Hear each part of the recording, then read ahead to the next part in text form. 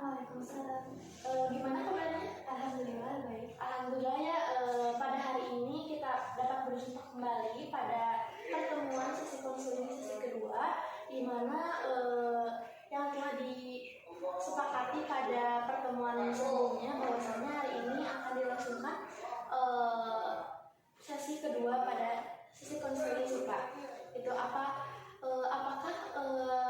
hari-hari kemarin sampai hari ini ada kegiatan-kegiatan yang SIPA lakukan? Tidak ada, cuma hanya baca buku-buku saja.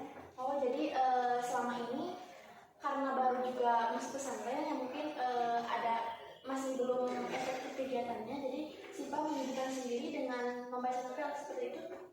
Oke. Nah, pada hari ini izinkan saya juga menyampaikan bahwasanya saya izin membawa catatan untuk mencatat hal-hal penting pada sesi konseling hari ini, dan juga saya izin merekam atau mendokumentasikan sesi konseling pada hari ini. Apakah diizinkan? Diizinkan.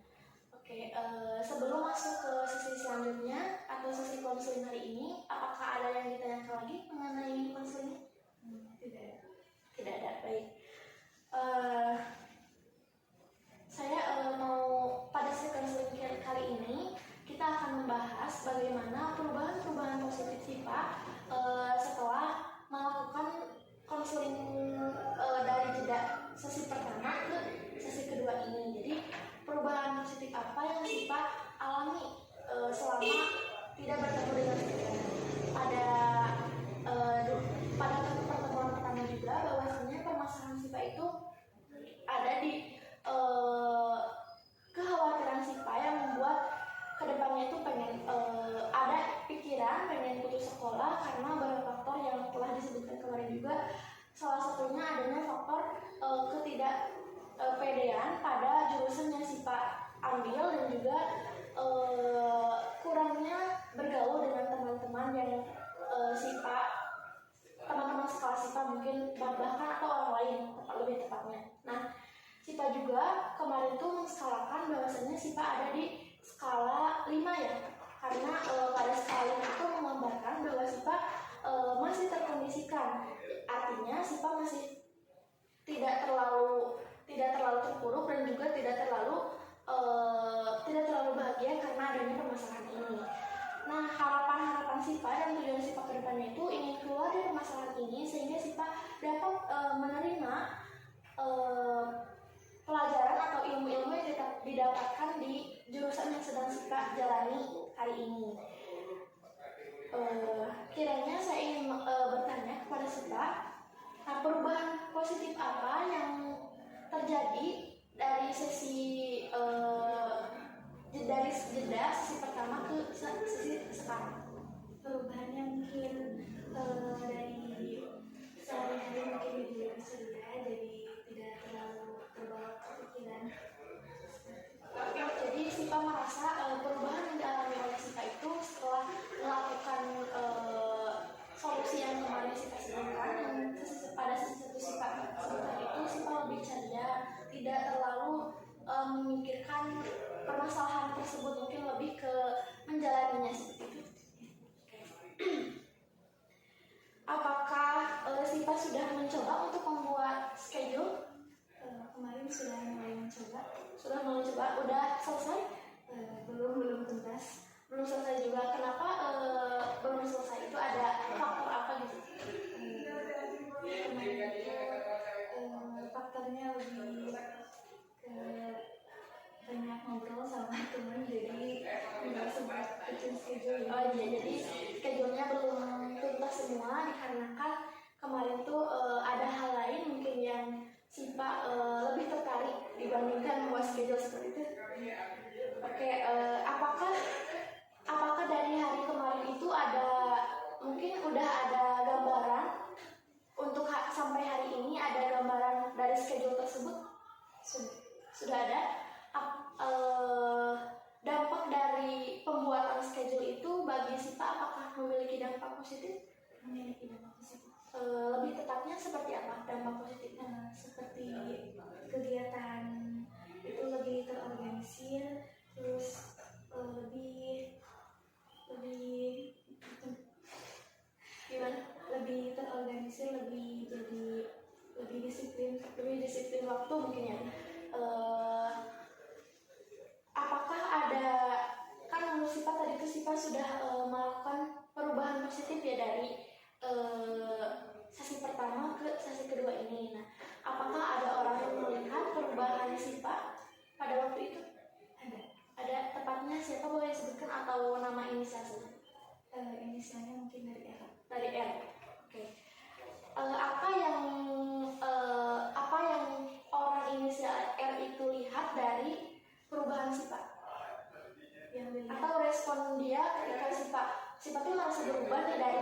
kemarin sampai hari ini tuh berubah tak? Dari orang yang berinisial R itu apa yang dilihat perubahannya dari situ? Atau respon dia pada situ itu kayak gimana?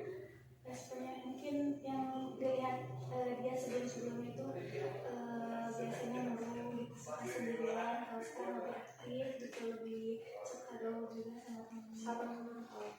Jadi apa yang perubahan yang dilihat oleh orang berinisial R itu bahwasanya sifat perubahan sifat itu sangat signifikan dari dulunya atau hari-hari sebelumnya tuh murung, suka menyendiri, dan sekarang perubahan yang dilihat oleh orang berinisial R itu sifat lebih ceria, lebih suka bergaul dengan teman-teman yang lain.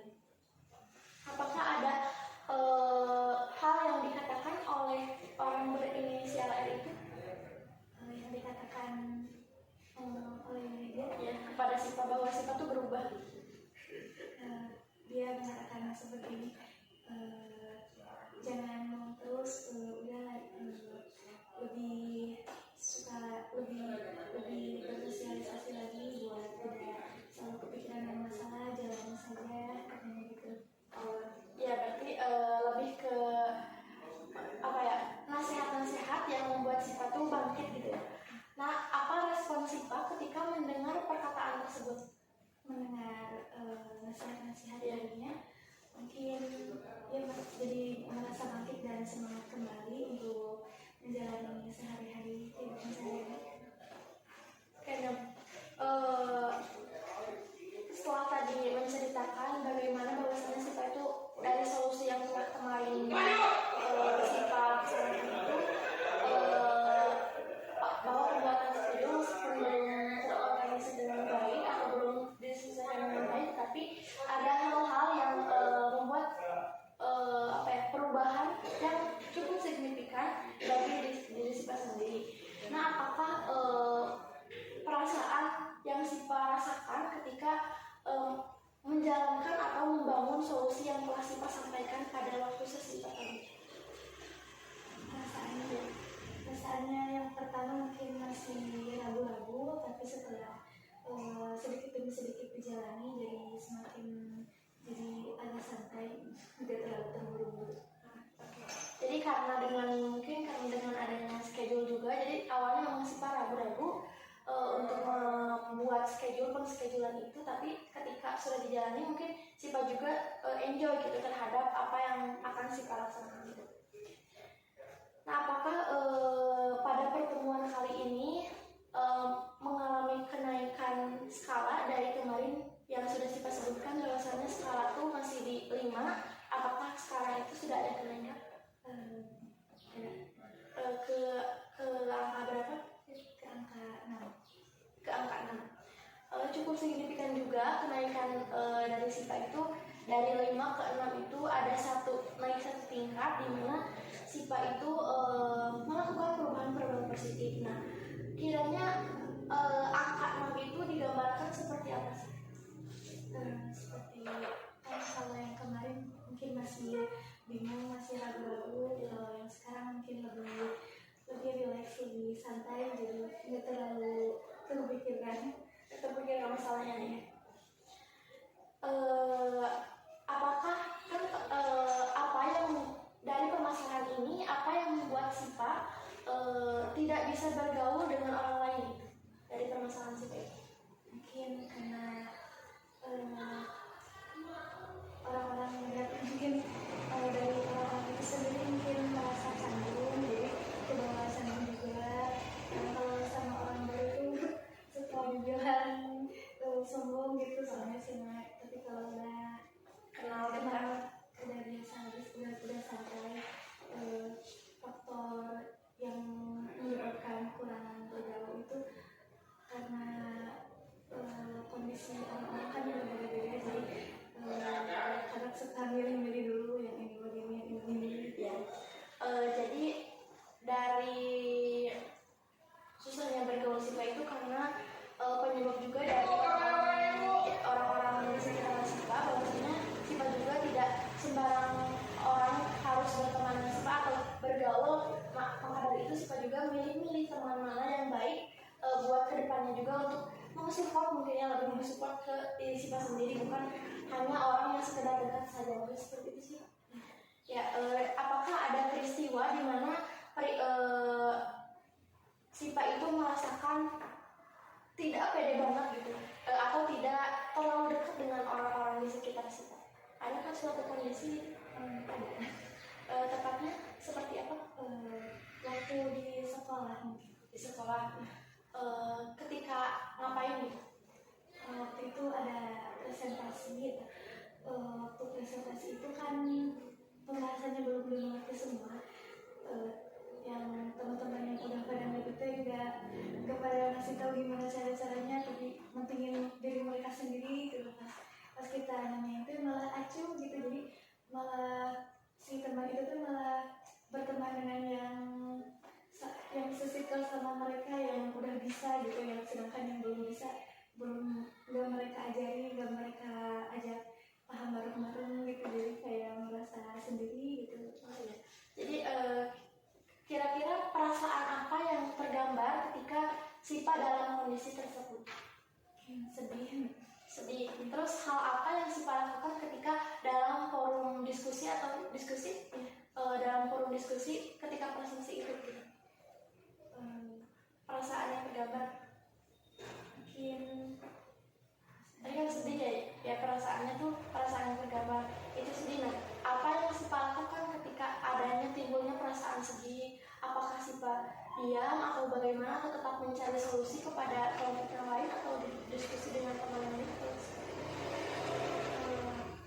pertama-tama itu masih diam, pas udah diam terus nanya ke orang yang lain, jadi yang itu juga nggak tahu. Jadi sama-sama nggak ngerti. Baik, apakah kan kemarin juga ada, jadi dari permasalahan ini Sipa juga pernah kenapa Sipa mempunyai permasalahan ini, karena Sipa juga pernah mengalami situasi di mana Sipa itu tidak merasa dekat dengan teman-teman itu karena hal tersebut. Nah, kemarin juga Sipa menceritakan bahwasannya permasalahan Sipa itu karena lebih tepatnya kurang pede karena basic Sipa itu tidak sesuai dengan jurusan yang Sipa pilih.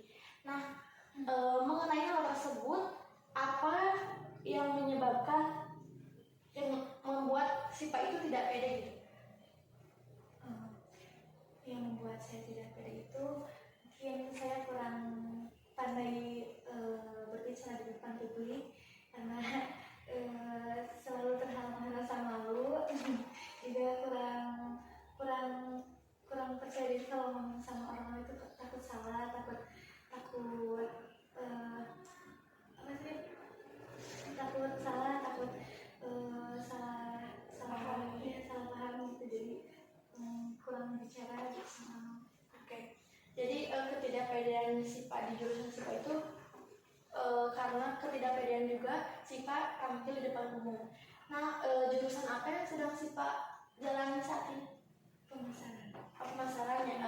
Jadi kan lebih masalah itu sosial ya, jadi harus adanya public speaking, di mana Sipa merasa tidak pede itu karena kekurangan diri Sipa itu berada pada public speaking ketika Sipa itu kurang pede berbicara di depan orang banyak.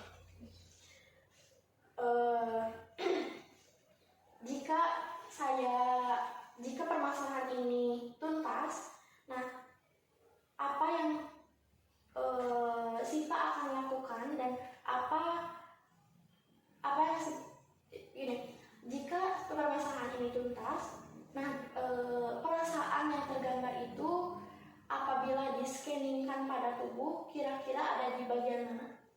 Jika permasalahan ini sudah tuntas, Mungkin di bagian hati. Di bagian hati, di dada mungkin ya.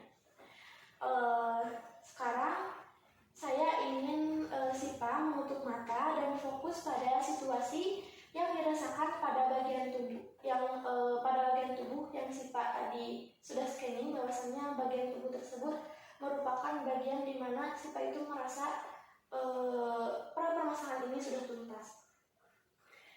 Dan boleh menyimpan tangan Sipa ke bagian tubuh atau ke dada Sipa atau hati Sipa sambil menutup mata. 1, 2, 3.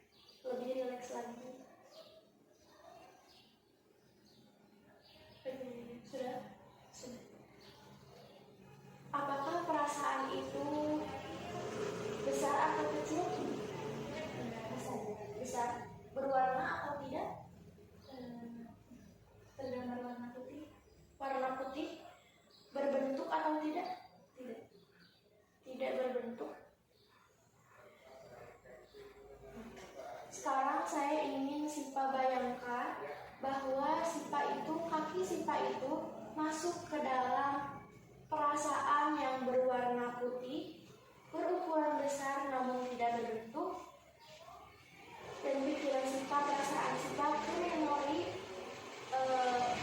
bawakan perasaan dan pemikiran Sipa ke memori di mana pertama kali muncul permasalahan ini di masa lalu. Beritahu saya ketika memori itu muncul. Lebih ke perasaan-perasaan bahagia di masa lalu Sipa itu seperti apa yang muncul? Beritahu saya ketika perasaan itu muncul. Perasaan bahagia ya. Pada masa ini mungkin perasaan bahagianya saya bisa berkonsultasi juga dengan orang-orang sekitar atau orang terdekat, jadi merasa lebih termotivasi. Itu termasuk perasaan bahagia ya. Adakah hal lain lagi kejadian di mana Sipa itu tidak mengalami atau tidak mengalami permasalahan ini? Apakah mungkin itu di SMP, di SMK, ataupun di SD? Kejadian-kejadian yang membuat Sipa bahagia. Mungkin saat kemarin saat ikut lomba di Tasikmalaya. Lomba apa tepatnya? Itu lomba tahfidz Quran. Kelas berapa? Di usia berapa? Kelas 10. Kelas 10 di usia berapa? 16. Di 16 tahun. Apa yang terjadi di sana? Di sana saya merasa bahagia karena bisa menyiapkan Al-Quran, terus mewakili SMK juga, jadi rasa tanggung jawab juga, bisa mewakili SMK, terus alhamdulillah juga mendapat juara, bahagia. Oke, apa yang membuat Sipa bisa mendapatkan kejuaraan itu? Atau perasaan-perasaan yang membuat Sipa bahagia? Apa yang membuat jalannya itu kayak gimana caranya? Yang pertama mungkin banyak latihan, terus banyak doa-doa juga dari teman-teman, orang tua, juga dari guru-guru yang membuat saya lebih semangat. Jadi karena ini rasa tanggung jawab, jadi harus semaksimal mungkin. Adakah hal lain lagi yang Sipa rasakan pada saat itu? Tidak ada. Tidak ada. Sekarang saya ingin Sipa turun kembali ke pengalaman lain ketika rasa senang dan bangga itu ada pada diri Sipa sendiri. Mungkin itu pada SD ataupun SMP kelas 1, 2, 3. Nah, beritahu lagi saya ketika Sipa merasakan perasaan di mana perasaan itu muncul. Ini pas lagi Di SD, tepatnya usia berapa atau kelas berapa? usia 9 tahun. Di kelas 3 SD? Nah, apa yang terjadi pada saat itu? Pada saat itu saya sering ikut lomba-lomba juga, seperti lomba baca tulis bahasa Sunda, baca tulis Al-Quran juga. Ya, alhamdulillah gitu sampai tingkat kabupaten, jadi merasa bangga gitu bisa mewakili sekolah dasar yang saya jalani. Nah, itu juga apa yang membuat keberhasilan itu dapat Sipa capai pada saat itu.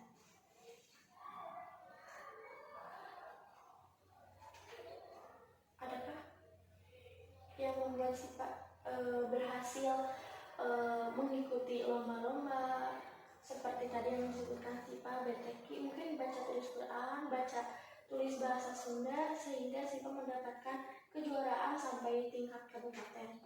Apakah ada hal yang membuat Sipa itu bisa meraihnya? Hal-hal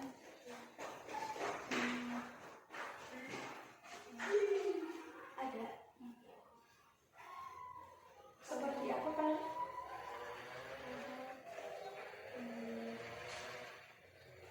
Hal yang membuat saya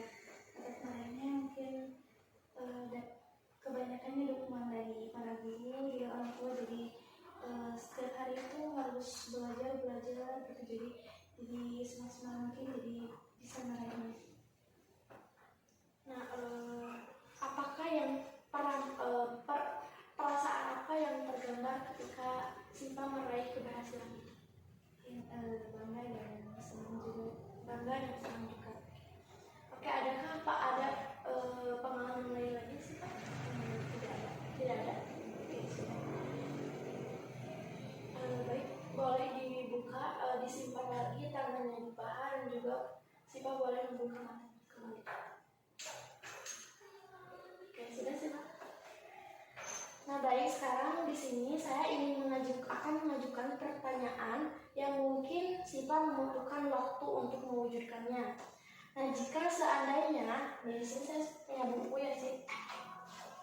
Jika seandainya buku ini diumpamakan sebagai cerita yang terkait tentang keseluruhan hidup Sipa. Jadi buku ini seandainya menceritakan tentang seluruh kehidupan Sipa tercantum dalam buku ini. Nah, saya ingin Sipa membuka bagian halaman yang menceritakan tentang masalah yang Sipa ceritakan kepada saya itu telah tuntas. Jadi tidak ada masalah kembali. Apapun tujuan yang sudah Sipa targetkan itu tercapai semuanya. Jadi segala tujuan atau kesuksesan Sipa pada halaman yang akan Sipa buka itu sudah selesai. Boleh dikurangi. Dan sebelum membuka halaman itu, saya ingin Sipa tutup mata terlebih dahulu dan biarkan Sipa rileks dan nyaman. Oke. Dan sekarang silakan Sipa buka halaman dari buku cerita kehidupan Sipa. Boleh dibuka dulu halaman ini. Nah, sekarang saya ingin Sipa fokus dan membuka mata pada halaman buku yang sedang Sipa buka itu. Boleh dibuka matanya. Dan ceritakan apa yang Sipa lihat pada halaman tersebut. Pada halaman ini saya melihat saya menjadi seorang pebisnis besar, juga seorang guru yang handal. Pembisnis besar dan juga seorang guru. Itu apakah itu salah satu tujuan atau cita-cita Sipa juga di sana? Apa judul atau tema yang tepat untuk menggambarkan perasaan Sipa pada halaman itu? Judulnya boleh dikasih judul? Mungkin tentang labirin cita-cita. Labirin cita-cita. Bisa diceritakan kenapa Sipa memilih tema itu atau judul halaman tersebut diberikan judul labirin cita-cita? Mungkin karena di situ ada kata labirin, jadi mungkin ada beberapa banyak jalan menuju cita-cita. Jadi saya harus menempuh jalan yang mana saja, yang jalan yang menuju kepada cita-cita tersebut. Oke. Apakah ada yang membedakan cerita ini dengan cerita yang lainnya? Cerita Sipa ini tidak ada. Dalam cerita itu, siapakah yang pertama kali menyadari bahwa Sipa itu sudah berubah menjadi seorang pembisnis yang besar, pembisnis yang sukses, dan juga sekaligus menjadi seorang guru? Siapa orang pertama kalinya? Orang tua. Nah, kira-kira apa yang orang tua Sipa katakan kepada Sipa ketika Sipa sudah mencapai tujuan-tujuan Sipa, cita-cita Sipa? Yang mereka katakan mungkin pertama mungkin bersyukur, alhamdulillah, dengan sebelum-sebelumnya mungkin alhamdulillah mungkin dengan susah payah dengan semangat yang tinggi bisa mencapai cita-cita ini. Kiranya apa respon Sipa terhadap orang tua Sipa yang tadi dikatakan oleh orang tua Sipa tadi? Mungkin saya merasa terharu dan bahagia. Terharu sekaligus bahagia. Jika saya mengasihkan skala kembali, di mana saya ingin mengasihkan skala 0 sampai 10, di mana 0 Sipa merasa terpuruk dan 10 Sipa merasa bahagia. Nah, sekarang kira-kira apa yang perlu apakah Sipa mampu mencapai angka yang Sipa targetkan kembali, angka 9? Oke. Nah, sekarang kira-kira apa yang perlu terjadi pada diri Sipa supaya dapat naik satu tingkat dari tadi ke angka 6, bisa naik ke tingkat selanjutnya? Itu hal apa yang kira-kira yang mungkin terjadi pada diri Sipa? mungkin lebih lebih mengorganisir lagi kegiatan harus sampai benar-benar matang, jadi ke depannya bisa disiplin dan tidak membuang-buang waktu, mungkin seperti itu. Apa dari kegiatan tersebut, dari yang tadi sudah kita katakan bahwasanya kegiatan yang mungkin menurut kita itu akan menaikkan 1 poin ke atas atau 2 atau lebih dari poin 6 ke poin 9 itu, SIPA akan melakukan pengorganisiran kembali dari penschedulan yang kemarin itu karena belum selesai juga. SIPA akan benar-benar menyelesaikan mengorganisir kegiatan-kegiatan agar lebih disiplin waktu, juga tidak membuang-buang waktu mungkin. Nah, apa yang efek yang dirasakan ketika SIPA dapat melakukan hal tersebut? Mungkin saya menjadi lebih menjadi orang yang disiplin, jadi bersemangat juga. Adakah hal lain lagi? Tidak ada. Nah, bagaimana cara melakukannya sih? Pembuatan atau lebih tepatnya gambaran mengorganisirkan kegiatan-kegiatan itu seperti apa? Mungkin dimulai dari per minggu, misalkan dalam 1 bulan, dalam minggu pertama saya harus melakukan ini, ada beberapa kegiatan ini harus tuntas, terus di minggu kedua juga dengan minggu selanjutnya. Jadi pengeschedulan itu dilakukan perubahannya itu dari minggu ke minggu. Jadi alangkah baiknya gitu sih Pak, tiap minggu itu ada perubahan dari pengeschedulan kegiatan tersebut. Nah, dari tadi sudah sih Pak, ternyata kita juga sudah menemukan solusi-solusi yang dapat kita lakukan untuk membuat perubahan pada diri kita sendiri. Nah, baik, kira-kira apa yang perlu SIPA lakukan dalam seminggu ini supaya mempercepat untuk mencapai tujuan yang SIPA inginkan?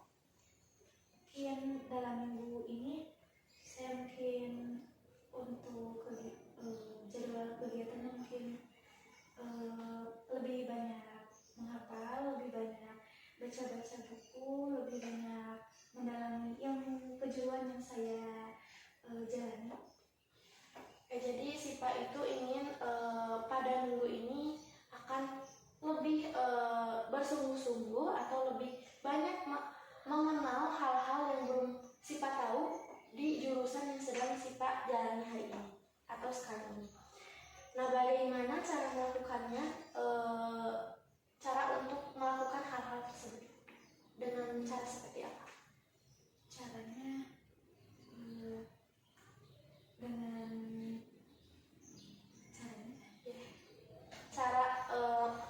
cara mengetahui hal-hal yang belum SIPA tahu dari jurusan-jurusan SIPA. Mungkin untuk yang pertama lebih banyak bertanya kepada kakak kelas yang berada di yang satu komplek, yang satu jurusan. Kemudian juga kepada mungkin yang lebih dewasa, kepada guru-guru kalau sudah masuk sekolah. Oke, jadi pada minggu ini SIPA akan melakukan tadi juga penschedulan pulang kembali, bahwasannya SIPA akan merincikan kembali per minggunya bagaimana kegiatan-kegiatan SIPA, dan juga SIPA akan melakukan pendekatan terhadap jurusan yang sedang SIPA jalani hari ini dengan cara menanyakan hal-hal yang belum SIPA tahu kepada orang yang atau kakak kelas SIPA ataupun guru-guru SIPA yang berada di jurusan tersebut. Apakah ada hal yang lain lagi? Tidak.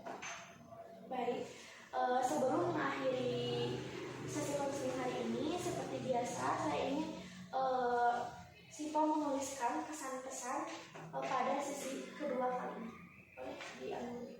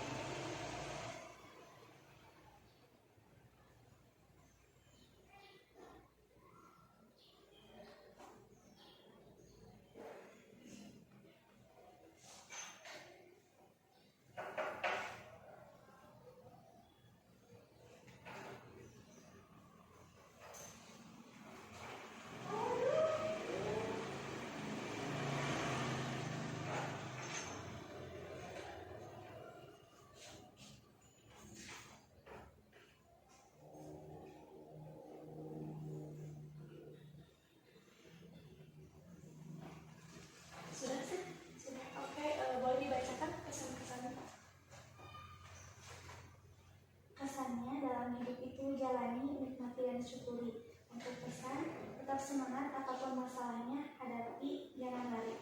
Oke, dan di sini juga izinkan saya untuk membacakan pesan-pesan pada sesi konseling. Nah, mungkin untuk pesannya, saya itu merasa bangga bahwa pada diri Sipa sendiri, bahwasanya Sipa itu telah di masa lalu sebelum adanya kejadian-kejadian yang saat ini, Sipa sudah mempunyai keberhasilan di mana keberhasilan itu Sipa dapat atas diri Sipa sendiri dan juga dukungan orang-orang di sekitar Sipa. Yang sebelumnya juga Sipa itu bergaul dengan teman-teman, dukungan dari teman-teman itu membuat Sipa menunjukkan Sipa ke arah yang positif juga. Nah, saya merasakan saya sangat bangga terhadap hal itu. Dan untuk pesannya, tetap semangat juga, jangan pantang menyerah menghadapi hal-hal yang belum ditemukan solusinya, nanti juga pasti ada solusinya. Nah, baik, sepertinya sesi konseling kedua ini mesti kita akhiri. Nah, dan pada saat sesi ketiga nanti saya ingin melihat Sipa melaporkan perubahan positif yang terjadi setelah sesi kedua ini. Nah, untuk sesi kedua kali ini saya ucapkan terima kasih kembali Sipa sudah menyempatkan hadir pada sesi konseling ini, dan Sipa juga telah bersedia hadir meluangkan waktu untuk sesi konseling hari ini. Terima kasih atas perhatiannya. Assalamualaikum warahmatullahi wabarakatuh.